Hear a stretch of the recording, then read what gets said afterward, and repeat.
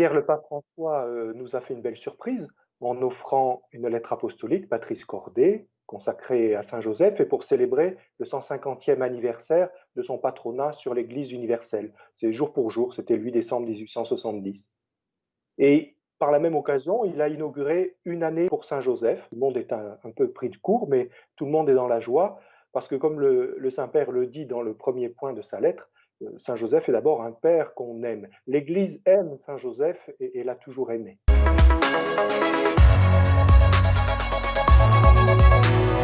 Saint Joseph, c'est le patron de la Sainte Famille dans les temps difficiles, mais aussi dans les temps de paix, dans les temps de joie. Donc reconnaître Saint Joseph comme le patron de l'Église, c'est aussi choisir de vivre une vie filiale dans la confiance, d'être rayonnant et heureux d'être des fils de l'Église.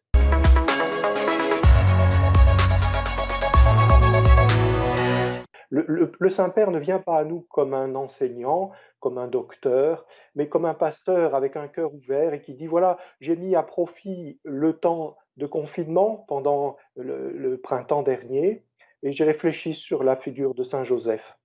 Et voilà ce que ça m'a évoqué. Il partage l'intimité de sa réflexion. Le Saint-Père, en nous proposant ainsi cette lettre apostolique, veut d'abord relancer la dévotion à Saint Joseph, veut nous inviter à renouveler notre amour filial envers lui. Il n'a pas de proposition concrète au sens où il nous demanderait de faire un pèlerinage ou de changer notre manière de prier en famille. Je crois qu'il attend la réponse de l'Église. Une des lignes de force de cette lettre apostolique, c'est la conversion, et la conversion par rapport à la paternité. Saint Joseph est présenté comme un cœur de père, et à la fin de son développement, le Saint-Père nous parle de tous ceux qui sont en condition de paternité. On pense évidemment aux pères de famille, mais lui cite d'abord les prêtres et les évêques. Et il dit, ça serait quand même beau si chacun pouvait faire sienne les paroles de Saint Paul qui dit, je vous ai enfanté dans le Christ.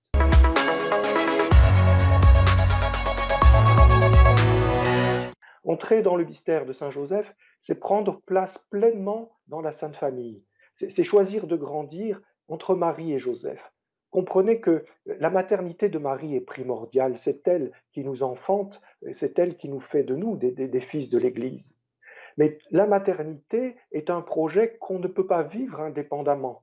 Vous savez, le slogan des années 80, là, elle a fait un bébé toute seule. Il n'y a rien de plus faux anthropologiquement. La maternité et la paternité sont complémentaires et ne peuvent être comprises et vécues qu'en complémentarité l'une avec l'autre.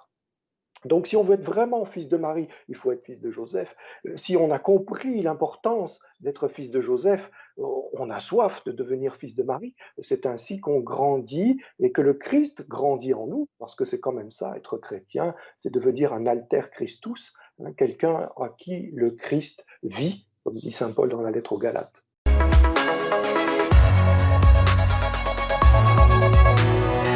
Le Saint-Père s'explique sur le contexte de la pandémie et le lien avec Saint Joseph. On est dans un monde qui court après le temps, qui court après les projets toujours plus grands, toujours plus nombreux. Et puis tout à coup, on se rend compte des gens indispensables, des gens absolument importants, comme Saint Joseph, qu'on peut facilement ne pas voir, et qui s'occupent de tout, qui font que tout aille bien.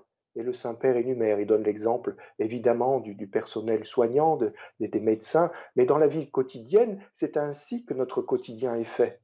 Il est très facile de ne pas voir la grâce de nos frères avec qui nous vivons, peut-être sans prêter suffisamment d'attention et peut-être sans remarquer à quel point sans eux nous ne serions pas ce que nous sommes. Et lorsqu'on rentre dans l'attention à Saint Joseph, eh bien, on acquiert cette sensibilité à ce qui ne se voit pas facilement, ce qu'on voit sans y penser et qui pourtant fait l'essentiel de la vie sur cette terre. La paternité de Saint Joseph est une réponse aux besoins cruels de paternité dans notre monde. Le Saint-Père déplore que les enfants de notre temps vivent et grandissent dans une carence de paternité. Il en voit les signes à différents niveaux. Dans la vie intérieure, au niveau social, il parle beaucoup de la délicatesse des rapports fraternels, de la délicatesse des rapports entre les hommes et les femmes, en ces temps où tout est sur un rapport de force, où on se plaint beaucoup des violences conjugales, où les enfants sont souvent dans le mode de la révolte. Il y a une dimension sociale qui apparaît là très clairement.